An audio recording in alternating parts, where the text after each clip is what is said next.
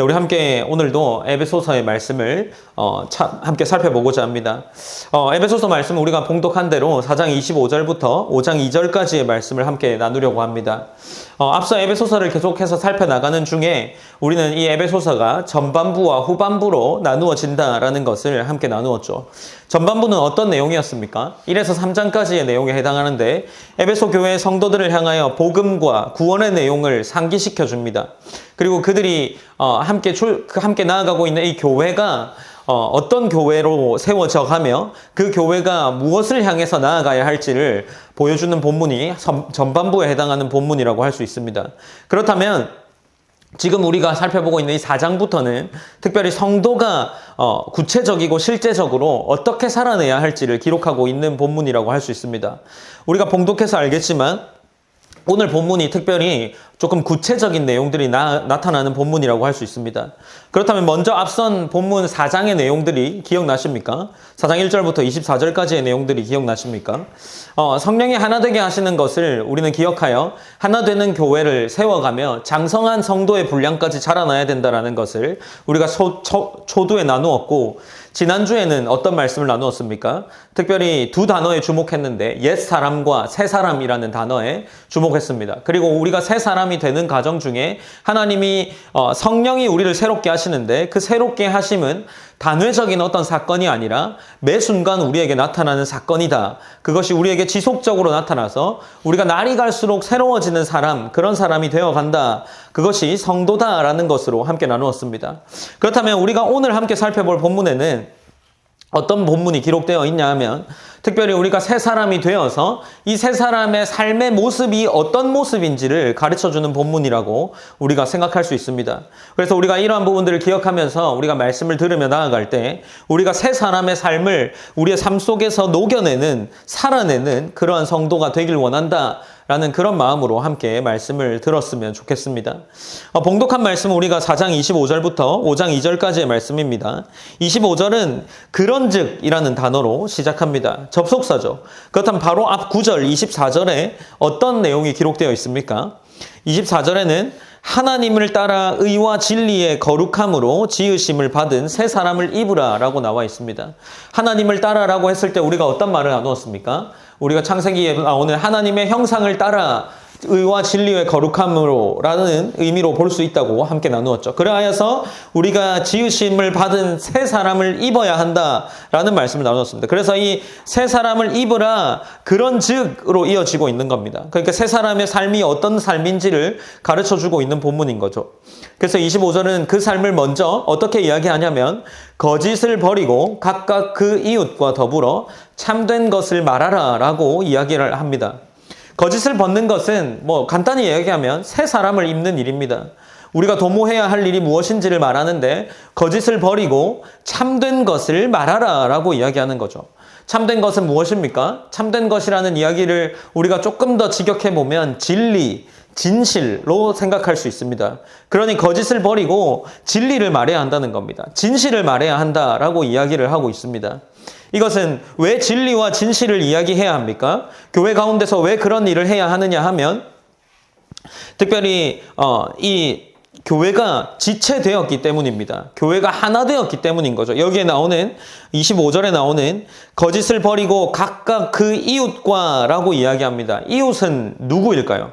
이웃은 특별히 두 가지로 생각해 볼 수 있는데 첫 번째는 여기에 나오는 에베소 교회 직접 구성원이 될 수 있습니다. 에베소 교회 구성원이 될 수 있고 좀 더 넓게 생각한다면 이 이웃은 교회 공동체, 좀 더 공교회적인 느낌의 그러한 의미로서가 될 수 있는 거겠죠.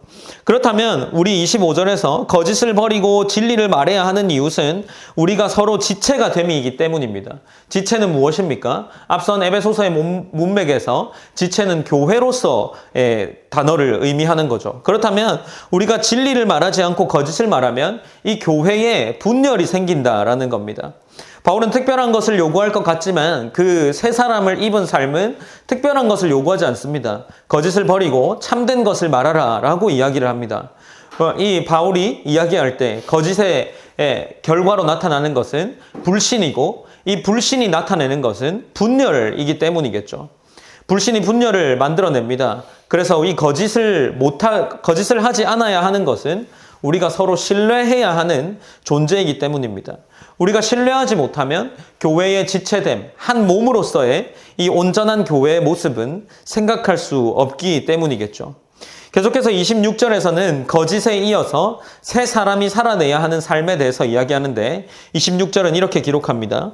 분을 내어도 죄를 짓지 말며 해가 지도록 분을 품지 말고 라고 기록을 하고 있습니다. 여기서의 분은 의분을 포함하지 않습니다. 의분은 무엇입니까? 정의롭지 못한 것을 보고 의로움에 비롯한 그런 화를 의미하겠죠. 특별히 교회에서의 의분은 중요합니다. 그런 의분을 내지 말라는 것이 아니라 우리의 특별히 그냥 편하게 표현하면 화를 내지 말라라는 이야기겠죠.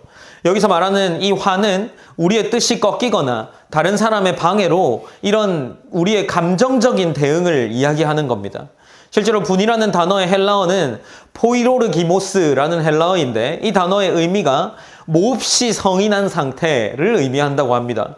그렇다면 우리가 화를 낼 때에 이 화는 우리의 감정적인 대응을 이야기하는 거겠죠.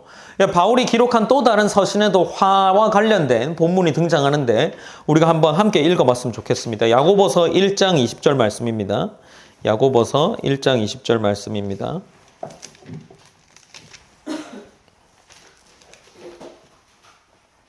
네, 1장 20절 말씀에 함께 읽어보시겠습니다. 시작. 사람이 성내는 것이 하나님의 의를 이루지 못함이라. 아멘. 네, 여기서 나오는 1장 20절에 나오는 것은 어떤 의미입니까? 성내면은 무엇을 이루지 못한다 합니까? 하나님의 의를 이루지 못한다라고 합니다. 같은 맥락이겠죠. 이 화는 교회를 이루어감에 방해가 됩니다. 동시에 사람의 감정적인 이 성내는 행위는 하나님의 의를 이루지 못하는 거죠. 그래서 26절에서는 이 화를 낸 상태에서 특별히 무엇을 권하고 있습니까? 해가 지도록 품지 말라, 분을 품지 말라고 권하고 있습니다. 우리가 간혹 가다가 우리 주변 사람들에게도 편하게 이야기하는 이야기 중에 하나이기도 하죠. 화내지 마라, 화내더라도 하루를 넘기지 마라 라는 이야기들을 많이 합니다. 특별히 화를 냈을 때 분을 품으면 어떤 결과가 나타납니까? 27절에서 말하기를 이 화를 냈을 때 결과가 나타나는 건데 27절에서는 마귀에게 틈을 주지 말라라고 기록하고 있습니다. 여기서 틈이라는 단어는 토포스라는 헬라어인데 이 단어의 의미는 장소, 지위, 기회 같은 의미로 사용됩니다. 여기서는 특별히 기회로 번역하는 게 좋겠죠. 마귀에게 기회를 주게 된다는 겁니다. 분을 내어도 죄를 짓지 말며 해가 지도록 분을 품지 말고 라고 이야기하면서 동시에 이 분을 내지 말아야 하는 이유로 꼽히는 것은 마귀에게 기회를 주기 때문에 마귀에게 기회를 주지 않기 위해서 분을 내지 말라라고 연결해서 생각해 보는 것이 더 좋겠죠. 앞서 말한 두 가지 거짓을 말했던 것과 분을 내는 것이 결국에 어떤 결과를 만들어냅니까? 마귀에게 넘어가는 기회를 주게 되는 겁니다. 그러니 바울이 경계하라고 하는 거죠. 마귀에게 넘어가지 않으려면 분을 내지 않아야 하고 앞서 나간 것도 마찬가지 거짓을 말하지 않아야 합니다. 어쨌든 우리가 그렇게 함을 통하여서 우리는 공동체를 세워나가야 하고 교회를 세워나가야 합니다. 그렇다면 제가 한 주를 보내면서 이 본문을 가지고 한번 생각해 봤습니다. 거짓을 내가 얼마나 많이 말하고 다닐까? 그리고 얼마나 분을 많이 내고 다닐까 하는 이런 고민들이 있었습니다. 그래서 생각해보면서 문득 떠오르더라고요. 가만히 살아보니까 가만히 살진 않았고 되게 바쁘게 살았는데 삶을 살아보니까 특별히 거짓을 이야기할 일은 없었습니다. 거짓말을 할 대상도 특별히 없었고 거짓을 이야기하진 않는데 생각보다 분을 많이 품고 있더라고요. 분을 많이 품게 되면 제가 아까 전에 말했던 것처럼 분열을 가져오게 됩니다. 특별히 분을 품었을 때 분열을 나타내는 여러 가지 성경의 이야기들이 있는데 이 성경에서도 나타나는 이야기가 대표적으로 모세가 분을 품은 것이 있습니다. 모세가 분을 품었을 때 그가 이스라엘 백성들이 계속해서 물을 달라 할 때 분을 품고 그 분을 참지 못하고 바위를 쳐버리는 장면을 우리는 기억할 수 있죠. 그게 하나님에게 좋은 평가를 받지 못합니다. 그리고 조금 더 앞선 사건에는 가인과 아벨의 사건이 있죠. 가인과 아벨에 있어서 하나님의 관계 속에서 가인의 제사만 받고 아벨의 제사만 받고 가인의 제사는 하나님 받지 않습니다. 그리하여서 가인이 분을 내게 되죠. 그래서 이 질투와 분노로 가득 차서 어떤 행동을 하게 됩니까? 자신의 동생이었던 아벨을 죽이게 됩니다. 그러니까 분열을 일으키는 거죠. 마찬가지로 다윗으로 인해 사울이 질투를 느낍니다. 그 질투와 분노로 인해서 한 나라가 거의 좌지우지되는 그런 어려움을 경험하게 되죠. 요나도 특별히 우리가 생각해 볼 수 있는데, 하나님께서 니느웨 사람들을 회개시켜서 멸망시키지 않으려는 목적으로 요나를 니느웨로 보냅니다. 그런데 요나가 어떤 반응을 보이냐면 그가 하나님이 이 니느웨를 멸망시키지 않고 회개시키려 한다는 그 생각, 그 마음 때문에 니느웨가 하나님께 분을 품습니다.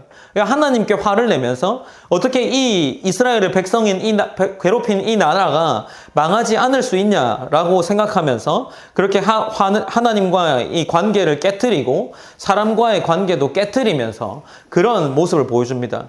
어쨌든 이 화라는 것은 분열을 일으키고 있는 거죠. 그래서 제가 생각을 해보니까 제 삶 속에 분이 났을 때, 특별하게 이 문제가 교회를 향한 분노나 이런 것은 아니었기 때문에 분을 일으키진 않습니다. 어쨌든 이 마귀가 틈타는 기회를 제공한다는 거죠. 그래서 제가 가만히 생각해 보니까 언제 내 삶이 가장 분을 많이 일으킬까를 생각해 봤습니다. 아마 거의 비슷한 경험을 하실 텐데, 운전대를 잡았을 때 제가 분을 굉장히 많이 일으키더라고요. 아마 그리고 특별히 이 운전대를 잡고 이번 주에 운전을 하면서 조금 매번 경험하는 거기도 한데, 교회를 이제 차를 타면 노래가 자동으로 재생되니까 찬양이 흘러나오고 있었습니다.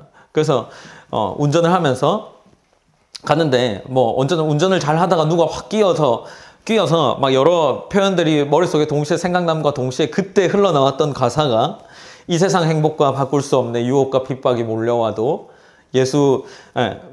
주 섬기는 내 맘 변치 않네, 이런 가사 팍 들리더라고요. 그러면서 이제 진짜 이 분을 이렇게 딱 내뱉는 순간 정말 마귀가 틈탈 수 있겠다. 물론 제가 이런 개인적으로 일어나는 이 사건이 교회적으로 막 엄청 큰 문제를 만들어내지는 않습니다. 그러나 어쨌든 이 분을 통해서 낼 때 우리에게 느껴질 수 있는 것은 마귀가 틈을 탄다는 겁니다. 그 가운데 마귀가 기회를 줄 수 있겠다는 거죠. 만약 이것이 교회적으로 나타난다면, 교회적으로 이 분이 생겨나고 화가 생겨난다면 마귀는 그 기회를 틈타서 그 공동체를 해하려 할 겁니다. 가장 쉽게 틈을 줄 수 있는 것이 아마 우리의 감정의 문제이기 때문이겠죠. 우리는 이 지점에서 우리가 또한 지체로서 한 몸으로서 교회를 세워갈 때 중요한 것이 무엇인지를 생각해 볼 수 있고 또 기억해야 할 겁니다. 그래서 28절에서는 동일하게 계속해서 이 본문들을 이어나가면서 이야기를 합니다. 또 이 성도 세 사람이 하지 말아야 할 것은, 도둑질하는 자는 다시 도둑질하지 말고 돌이켜 가난한 자에게 구제할 수 있도록 자기 손으로 수고하여 선한 일을 하라라고 본문을 이어나갑니다. 특별히 이 본문에서 도둑질하는 자가 단수로 기록되어 있기 때문에 이 본문도 두 가지로 해석이 가능한데, 도둑질하는 자를 집합명사로 해서 어떤 도둑질하는 불특정 다수를 의미하는 걸 수도 있고, 혹자는 이 에베소 교회 성도 안에 도둑질하는 자가 있었을 거다. 그래서 그 자를 향한 책망일 거다라고 이야기를 하기도 합니다. 어쨌든 복수를 의미하는 단수 집합 명사로 사용됐든 아니면 누군가로 사용됐든, 지금 바울이 이야기하고 있는 것은 도둑질을 하지 말라라는 겁니다. 그럼과 동시에 무엇을 의미하냐고 하면, 무엇을 하라고 합니까? 가난한 자에게 구제할 수 있도록 자기 손으로 수고하여 선한 일을 하라라고 이야기를 합니다. 바울은 도둑질하지 말고 선한 일을 하라라고 이야기를 합니다. 그런데 특별히 이 선한 일을 하는데 어떻게 선한 일을 하라고 합니까? 자기 손으로 수고하여 선한 일을 하라라고 이야기를 합니다. 아마도 에베소 교회 성도들 중에 일을 하지 않고 도둑질을 하고 그 당시에 있었던 풍조로서 일을 하지 않는 사람들이 꽤나 있었을 것으로 짐작해 볼 수 있겠죠. 그래서 자기 손으로 수고하여서 이 수고한 것들을 통해서 선한 일을 하라라는 겁니다. 여기서 선한 일도 우리가 생각해 볼 수 있는데, 이 선한 일은 단순히 도덕적이고 윤리적인 선한 일을 의미하는 것이 아니라, 이 문맥에서 볼 때, 에베소서의 이 에베소서의 문맥에서 볼 때는 다른 사람의 유익을 구하는 일을 의미하는 거죠. 그래서 선한 일을 한다는 것은 그리고 우리가 자기 손으로 수고하여서 선한 일을 한다는 것은 우리의 직접적인 노동을 통해서 이 노동으로 얻은 소득을 가지고 구제를 하라는 겁니다. 다른 사람에게 유익을 주라라는 권면으로 이 새 사람으로 사는 행동으로 이어져 나가고 있습니다. 그렇다면 이제 앞서서 세 가지가 나왔습니다. 첫 번째가 무엇이었습니까? 새 사람을 입어서 우리가 해야 할 일은 거짓을 말하지 않고 진실을 말하는 것이었습니다. 두 번째로는 분을 내지 말고 마귀에게 틈을 주지 않는 겁니다. 세 번째로는 도둑질을 하지 말고 손으로 수고하여서 다른 사람의 유익을 구하라라는 겁니다. 그리고 이제 이어서는 앞선 세 가지가 행동과 관련된 것이라면 이제 29절에서는 우리의 말과 관련된 권면을 해나갑니다. 29절에서는 어떤 이야기를 합니까? 무릇 더러운 말은 너희 입 밖에도 내지 말고 덕을 세우는데 소용되는 대로 선한 말을 하여 듣는 자들에게 은혜를 끼치게 하라라고 이야기를 합니다. 29절에서는 더러운 말이라고 표현하고 있는데 이 더러운 말이라는 것은 이 더러운이라는 단어에는 불건전한, 악한이라는 의미가 있습니다. 좀 더 직접적으로 생각해보면 그럴 수 있습니다. 어쨌든 이런 악하고 불건전한 말을 입 밖에도 내지 말라고 합니다. 그리고 무엇을 세우라고 합니까? 우리 성경에는 덕을 세우라라고 기록되어 있습니다. 이 원래 문맥에 보면 덕이라는 단어가 없습니다. 그냥 세움을 위하여라고 기록되어 있어요. 헬라어에서는 그냥 이렇게 이야기할 수 있는 겁니다. 무릇 악한 말은 너희 입 밖에도 내지 말고 세움을 위하여 소용되는 대로 그냥 이렇게 넘어가는 겁니다. 우리가 의역해서 덕이라는 단어가 추가됐습니다.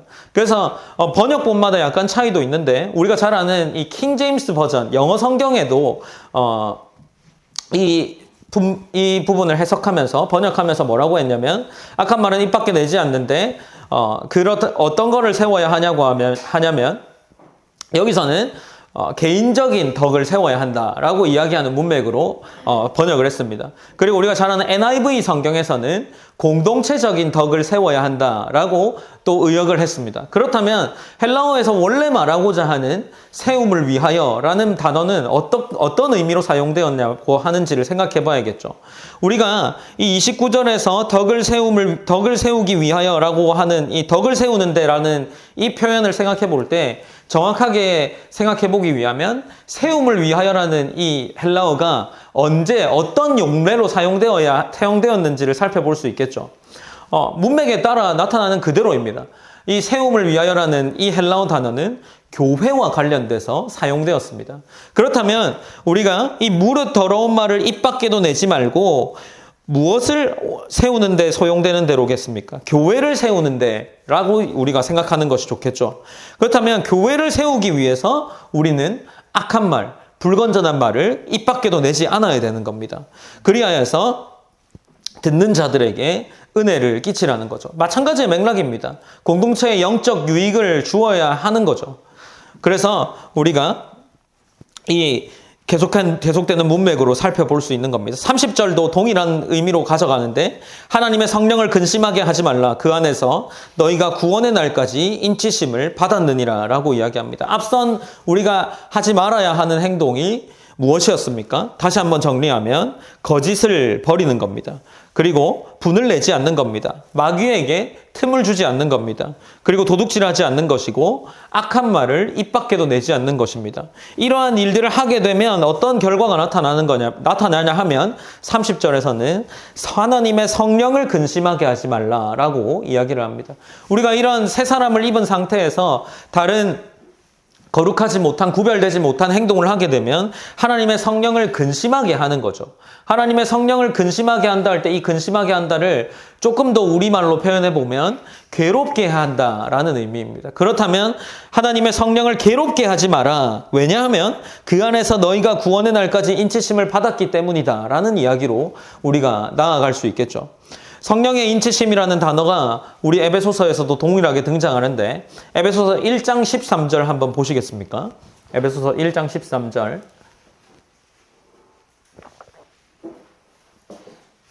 네, 1장 13절에 보면 우리가 앞에 살펴봤던 본문입니다.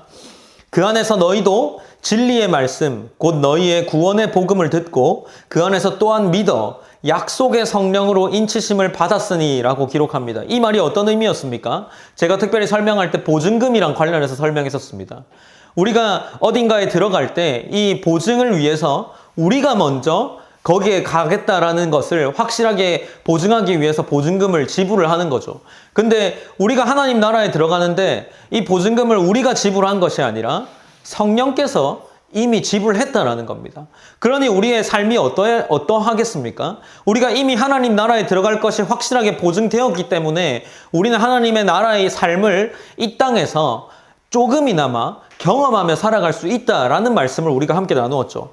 그러니까 우리가 이 세 사람의 삶을 살아낼 때 살아내지 못하면 하나님의 성령의 근심, 하나님의 성령을 괴롭게 한다라는 겁니다. 그래서 이 하나님의 성령을 괴롭게 하지 않아야 하는데 그 이유는 우리가 이미 하나님 이 구원의 날을 경험한 자라는 것. 구원의 날까지 우리는 이미 하나님의 나라에 들어갈 것이 보증된 자들이기 때문에 그 삶을 살아낼 수 있다는 겁니다. 살아내지 못하면 우리가 하나님의 성령을 괴롭게 하게 된다라는 겁니다. 그래서 이제 이 25절부터의 30절 말씀을 가지고 우리의 삶을 살아내야 되는 거겠죠. 그래서 31절에서는 조금 정리하면서 나아가는데 31절은 이렇게 기록합니다. 너희의 모든 악독과 노함과 분냄과 떠드는 것과 비방하는 것을 모든 악의와 함께 벗어버리고 라고 기록을 하고 있습니다.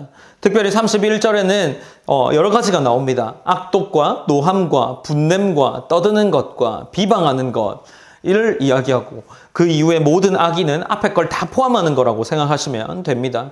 악독은 무엇일까요? 몹시 강한 분노나 증오의 상태를 이야기합니다. 우리의 화나 증오의 상태를 이야기하는 겁니다. 노함과 분노는 뭐 비슷한 의미일 수도 있는데 그냥 화를 내는 것이라고 생각할 수 있습니다. 떠드는 것은 고함을 치는 것, 소리를 지르는 것을 의미합니다. 비방하는 것은 하나님을 반대하는 말을 하는 것을 의미합니다. 바울은 이 모든 것을 무엇이라고 표현합니까? 모든 악이라고 표현하면서 동일하게 옛사람을 버리라 말한 것처럼 이것들을 함께 버리라 라고 이야기합니다. 그렇게 버리고 해야 하는 것이 무엇입니까? 버린 후에 할 행동을 보다 넓게 이야기하면서 32절의 말로 이어가는데 서로 친절하게 하며 불쌍히 여기며 서로 용서하기를 하나님이 그리스도 안에서 너희를 용서하심과 같이 하라라고 이야기를 합니다. 특별히 여기서는 우리가 해야 할 일들, 교회 공동체를 세워나가면서 이 공동체를 세워나가면서 해야 하는 일을 말하면서는 서로 친절하게 하며 불쌍히 여기며 서로 용서하기를 이라고 이야기를 이어나갑니다. 여기서 친절하게 하며 라는 단어를 생각해 볼 수 있는데 우리 에베소서 2장 7절을 한번 보면 우리가 함께 또 살펴봤던 말씀인데 그리스도 예수 안에서 우리에게 자비하심으로써 라는 이 자비하심으로써의 단어랑 동일한 단어입니다. 그러니까 우리가 서로 친절하게 하며의 의미를 더 깊게 생각해 볼 때 어떤 의미냐고 하면 하나님이 죄인을 대하는 태도랑 연결된다는 겁니다. 하나님이 죄인을 대하는 태도를 생각해 볼 때 하나님 자비를 베푸신 거죠. 그러니까 우리가 교회 공동체 가운데에서 서로 친절해라 라고 하는 것은 하나님이 죄인에게 대했던 그 태도로 누군가를 대해라 라고 이야기를 하는 겁니다. 지금 바울이. 그러니 성도 간에 대하는 태도가 어떠해야겠습니까? 하나님이 죄인을 대하는 태도로 우리가 서로를 대한다면 어떤 모습이겠습니까? 교회가. 우리가 생각하는 것 그 이상으로 굉장히 따뜻한 공동체가 되어 있을 겁니다. 우리는 따뜻하다는 것을 오글거린다라는 표현으로 생각하면서 조금은 거리껴 하지만 실제로 교회가 나타내야 하는 모습은 이런 모습이라는 겁니다. 서로를 대할 때 하나님을 대하는 태도가 있어야 한다라는 겁니다. 하나님이 죄인을 대할 때 했던 태도가 있어야 한다는 겁니다. 그리하면서 무엇을 하라고 합니까? 동시에 불쌍히 여기며 서로 용서하기를 하나님이 그리스도 안에서 너희를 용서하심과 같이 하라라고 이야기합니다. 바울이 지금 불가능한 것을 이야기하는 것일까요? 쉬운 요구일까요? 물론 쉬운 요구는 아닙니다. 그러나 불가능한 요구는 아니다라는 겁니다. 왜냐하면 우리가 하나님으로부터 받은 것이 있기 때문입니다. 하나님으로부터 우리는 그 죄인으로서 용서받는 자비에 대한 태도를 받았고 누려보았고 하나님으로부터 사랑을 받아보았고 용서를 받아보았기 때문에 이것이 실천 가능하다는 겁니다. 그래서 바울은 이것을 5장에 나아가면서 더욱더 결론으로 맺고 있는데 5장 1절에서는 이렇게 기록하고 있는 겁니다. 그러므로 사랑받는 자녀같이 너희는 하나님을 본받는 자가 되고 라고 기록하고 있습니다. 여기서 본받는 자가 되고에서 의미는 이 본받는 자라는 단어는 성경에서 나오기보다 세속적인 헬라어, 그 당시에 있었던 다른 책에서 나오는 문헌에서 나오는 것이라 생각할 수 있는데 이 단어가 사용된 것은 화가, 연극 배우와 같은 단어를 사용할 때 사용했던 단어입니다. 그렇다면 이 하나님을 본받는 자가 되고라고 할 때 하나님 모방하는 자라는 의미가 더 합당한데 하나님을 흉내내라는 겁니다. 모방하라는 거죠. 하나님을 따라할 수 있는 자가 되어야 하는데 그 따라할 수 있는 자가 될 수 있는 이유가 무엇입니까? 사랑받는 자녀이기 때문입니다. 그러므로 사랑을 받는 자녀같이 너희는 하나님을 본받는 자가 되라는 겁니다. 이것이 교회 안에서 나타나야 하는 성도의 모습인 거죠. 우리의 일상 속에서 나타나야 하는 또 다른 그리스도를 믿지 않는 자들이 우리를 볼 때 나타내야 하는 우리의 모습인 겁니다. 그래야 해서 사랑을 받았기 때문에 우린 하나님을 본받는 자가 될 수 있다는 겁니다. 하나님을 흉내낼 수 있는 거죠. 하나님과 같이 동일하게 될 수는 없지만 그분의 모습을 우리 가운데에 보일 수 있는 겁니다. 우리가 이 사실을 기억해야 합니다. 마찬가지의 맥락입니다. 5장 2절에서도 우리가 왜 이러한 세 사람의 행동을 할 수 있는지를 이야기하는데 그리스도께서 너희를 사랑하신 것 같이 너희도 서로 사랑 가운데서 행하라. 그는 우리를 위하여 자신을 버리사 향기로운 제물과 희생 제물로 하나님께 드리셨느니라 라고 이야기를 하는 겁니다. 우리가 먼저 받았다는 겁니다. 그리스도께서 너희를 사랑하시는 것 같이 너희도 사랑 가운데서 행하라는 겁니다. 그리스도께서 우리에게 주신 사랑을 한번 생각해 보셨습니까? 깊게 묵상해 보았습니까? 우리가 그것을 말로 표현할 수가 없습니다. 그렇다면 우리가 그 사랑을 받았다는 것을 안다면 우리의 삶의 모습과 목적이 완전히 달라져야 합니다.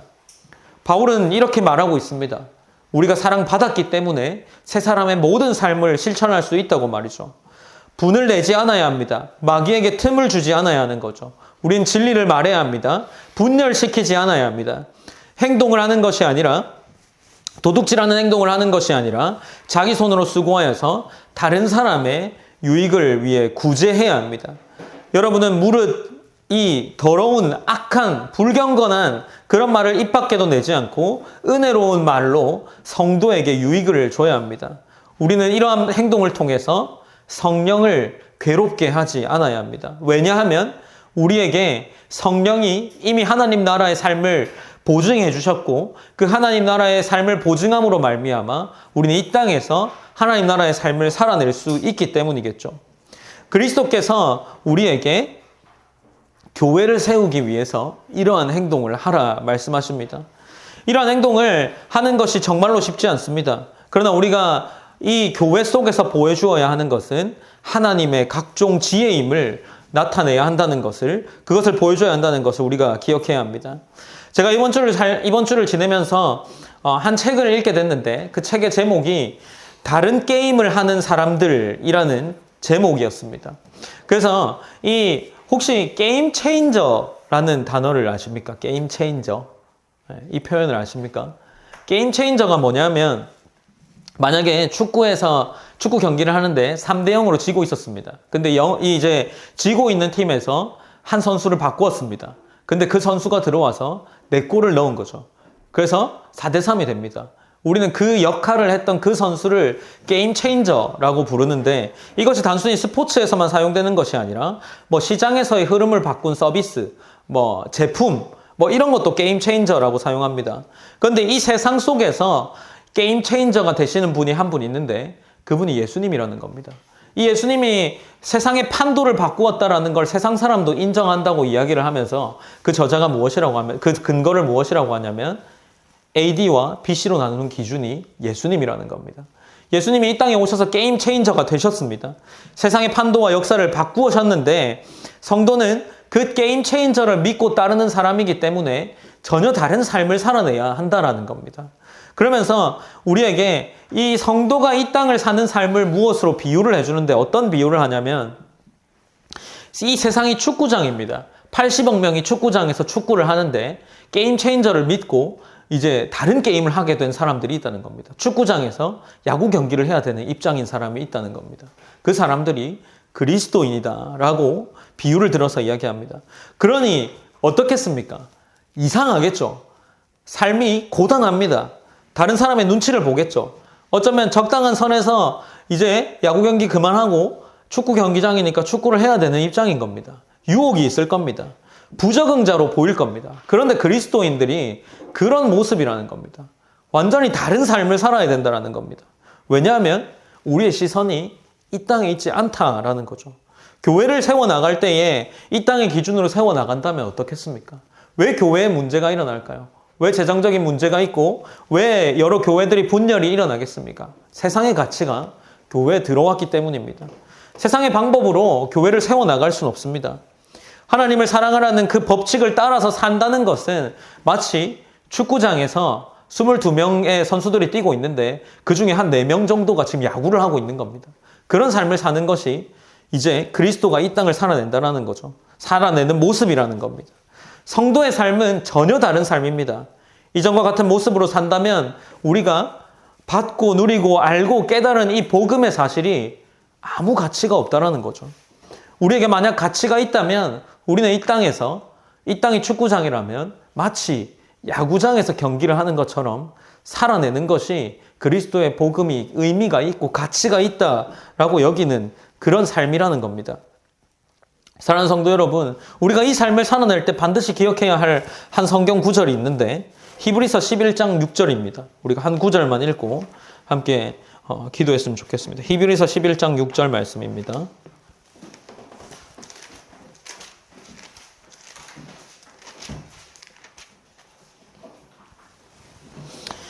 네, 히브리서 11장 6절 한번 한 목소리로 함께 봉독하시겠습니다. 시작.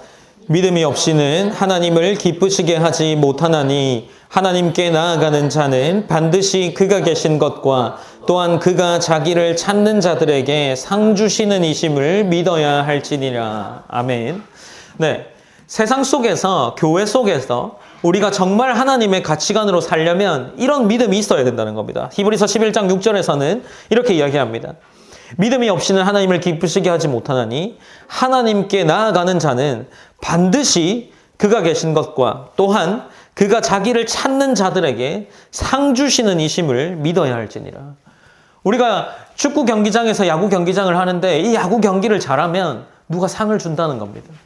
그런 삶이 그리스도인의 삶이라는 겁니다. 우리가 그런 고단한 삶을 사는데 아무 의미가 없습니다. 아무런 가치가 없는 그런 고단함으로 살아내야 합니다. 그렇다면 어떻겠습니까? 안 살죠.